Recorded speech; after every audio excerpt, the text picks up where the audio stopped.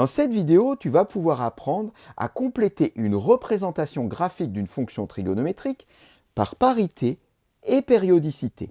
En fait, l'idée est ici de donner, comme on le voit, une partie très restreinte de la représentation graphique, mais de la compléter sur une partie beaucoup plus large à l'aide des propriétés de la courbe, en particulier parité et périodicité. C'est ceci qu'on va travailler dans cette vidéo.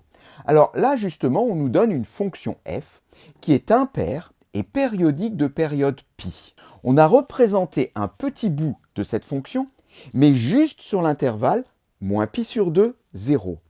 Et pourtant, grâce à ces propriétés, donc le fait qu'elle soit impaire et périodique de période pi, on va pouvoir compléter toute la représentation graphique sur l'intervalle moins 3pi sur 2, 3pi sur 2. Alors comment faire? Eh bien, on va déjà le faire dans le bon ordre. La première des choses, c'est d'essayer de récupérer par symétrie une partie de la représentation graphique qui se trouve de l'autre côté de l'axe des ordonnées. Parce que pour l'instant, on a la représentation graphique pour des valeurs négatives, mais il est possible de récupérer la représentation graphique pour des valeurs positives. Tout simplement parce qu'on sait des choses pour une fonction paire ou une fonction impaire.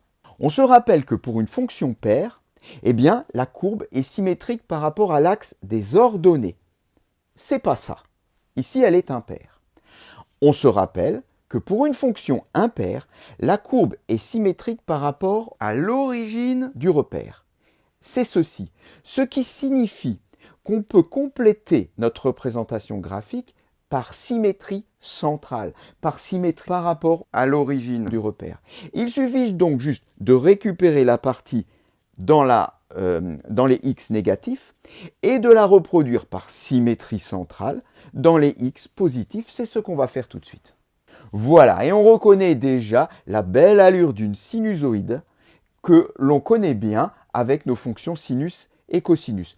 Là, l'expression n'est pas donnée, mais on s'en fiche, ça n'a pas d'importance. L'idée est juste ici de travailler sur la représentation graphique en utilisant les propriétés de la courbe.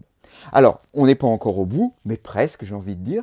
Il faut maintenant compléter la figure à gauche et à droite pour la voir de façon complète, donc sur l'intervalle moins 3pi sur 2, 3pi sur 2. Pour cela, donc, on va utiliser la périodicité.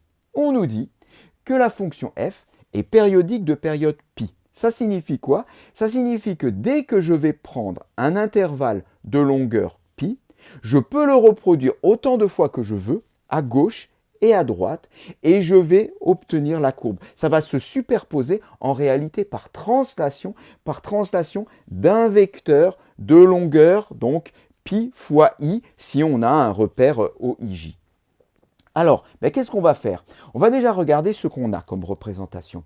Et comme par hasard, eh bien, il se trouve qu'actuellement, notre représentation se trouve sur un intervalle de longueur pi. Ben oui, puisqu'on va de moins pi sur 2 à pi sur 2. Donc ça fait pi sur 2 plus pi sur 2, ça fait bien pi.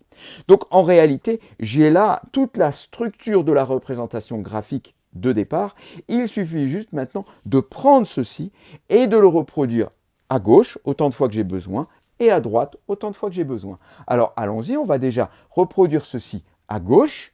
Voilà. Et ensuite, on va faire de même à droite. Et voilà. Et on remarque que on tombe tout pile sur les extrémités de l'intervalle, moins 3pi sur 2, 3pi sur 2. Et donc, bien tout simplement, on a réussi à obtenir la représentation graphique en son entier sur l'intervalle moins 3pi sur 2, 3pi sur 2. Et bien du coup, cette séquence est terminée.